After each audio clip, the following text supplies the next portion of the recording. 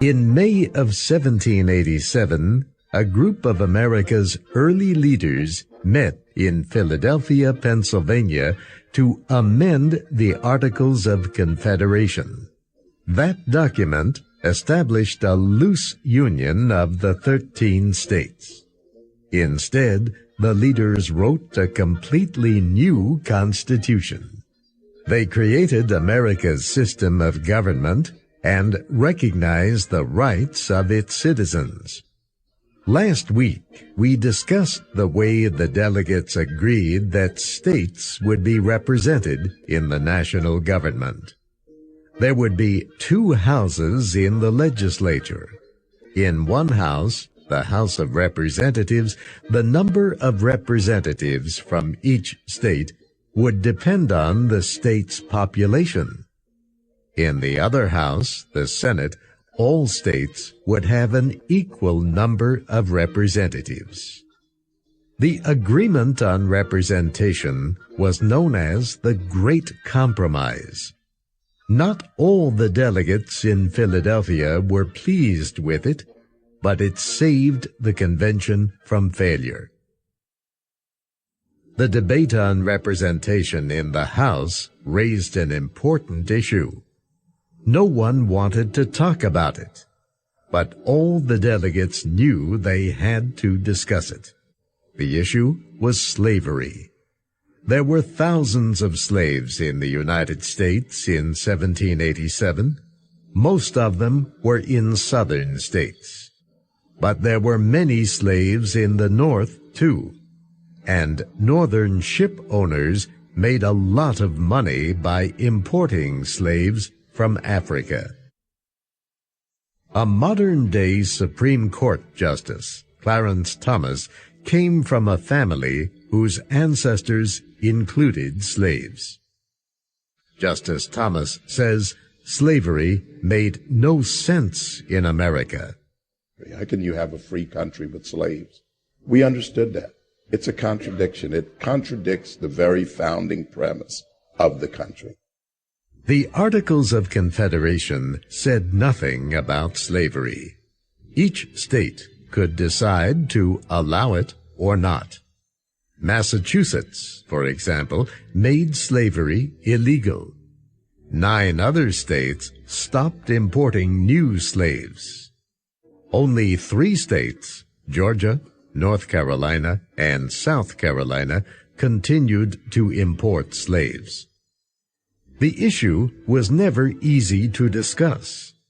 Some of the most important men in America, including George Washington and James Madison, owned slaves. No one wanted to insult these men, yet the delegates at the convention had to make some decisions about slavery. Slavery affected laws on trade and taxes, as well as the question of representation in Congress.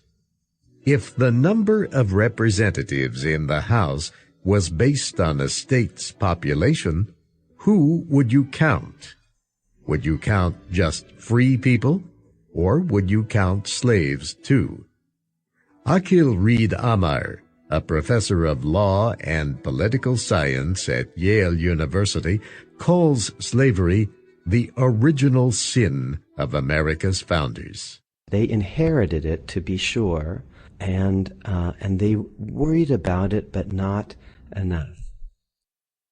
During the debate, some delegates argued that slaves were property and should not be counted for purposes of representation.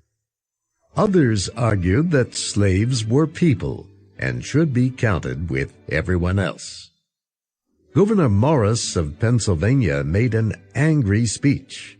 He denounced slavery as an evil institution. Charles Pinckney of South Carolina defended the existence of slavery in the United States. In all ages, he said, 1/2 of mankind have been slaves. George Mason of Virginia, a slave owner, wanted to free all slaves. He said Virginia attempted to do that when it was a British colony, but that the British government refused. He blamed the problem on British businessmen who made money from slavery. Other delegates rose to denounce or defend slavery, but no one at the convention had the power to rule on whether slavery was right or wrong.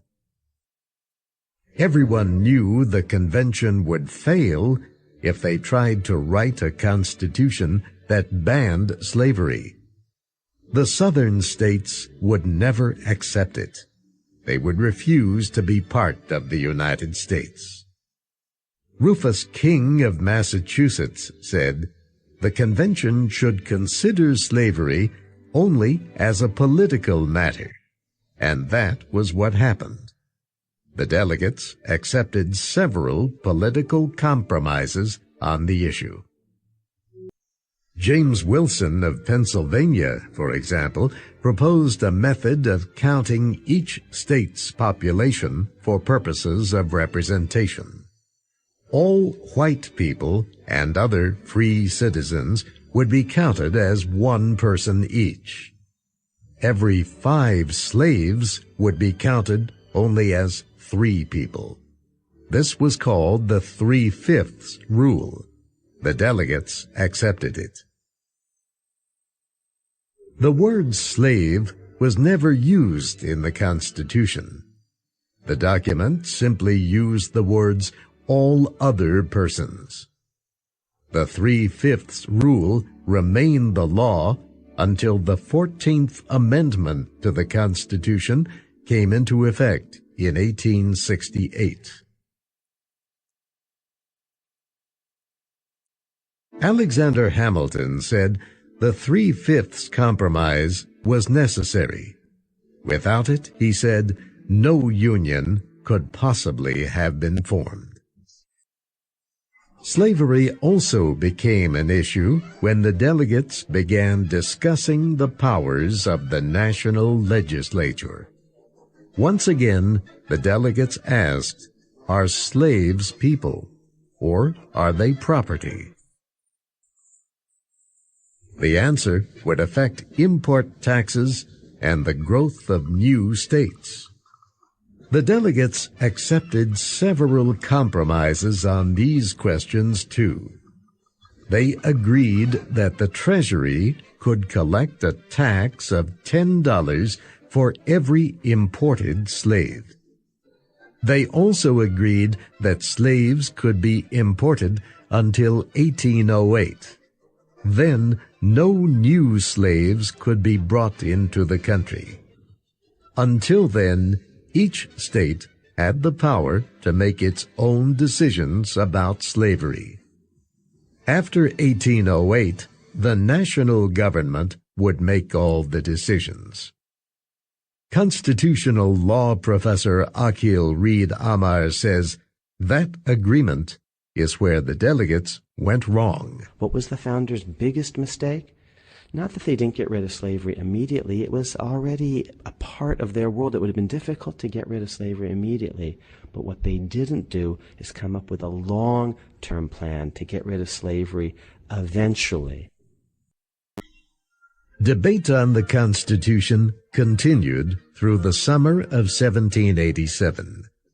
At the same time, some of the delegates raised an important question. Once the document was written, who would approve it?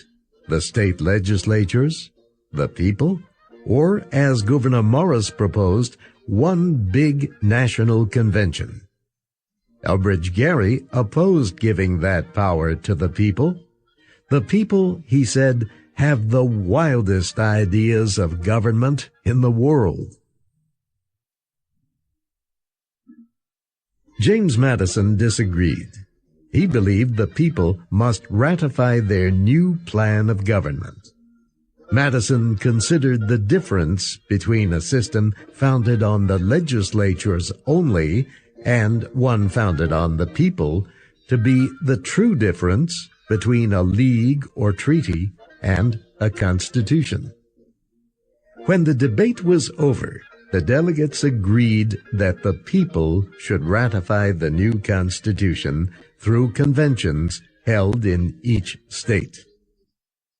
Justice Clarence Thomas and law professor Akil Reed Amar have described this agreement as one of the most remarkable parts of the convention. You think of the going to Washington and trying to get him to leave Mount Vernon, and he doesn't want to leave because he's finally back home. He'd been away over 4 years, and he doesn't want to leave. And he goes to Philadelphia, and they do it. They come up with this document with 4 months, and now you have it. It's going to the Congress, and it's going to be sent to the people to the people. To the people Amazing. To ratify. Amazing. Finally, the delegates had to decide how many yes votes by states would be needed to ratify the Constitution. Any changes to the Articles of Confederation needed ratification by all 13 states. The Philadelphia Convention was called only to change those articles, not to replace them. So all 13 states would have to approve. But several delegates said this would be impossible. After all, Rhode Island never sent a representative to Philadelphia. That state was sure to reject the Constitution. Also, as everyone knew, the Philadelphia Convention went far past the point of changing the Articles of Confederation. The delegates wrote a completely new plan of government. But that meant they could agree to accept ratification by fewer than 13 states. Delegates who supported a strong central government wanted to quickly put the question to a vote. How many states were needed to ratify? By the end of the day, the convention had not decided. But early the next day, the delegates voted, and the number they agreed on was 9. The convention in Philadelphia was nearing the end of its work. The delegates needed only to write out their agreements in final form and sign the document.